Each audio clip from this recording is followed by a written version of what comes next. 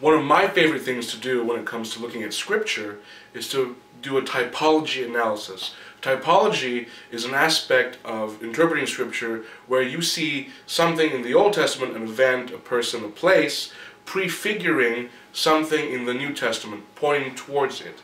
And the thing in the New Testament, whatever that is, fulfills that which comes from the Old Testament. So, let's look at St. Joseph. St. Joseph, he was a man who got dreams from God and was able to live by them to grant some form of success. For example, being able to get away from Herod by going into Egypt, or to stay with Mary. Who else in the Old Testament then do we see with dreams?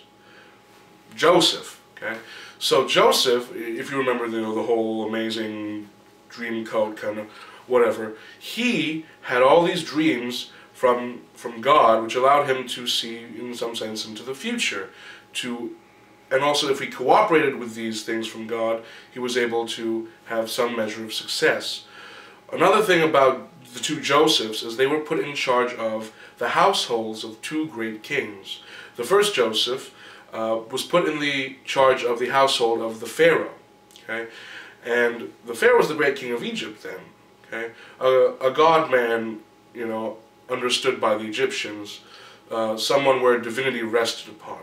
Whereas the new Joseph, Saint Joseph, was put in charge of the household of Jesus Christ, the Word incarnate, the real God-man, the King of all creation.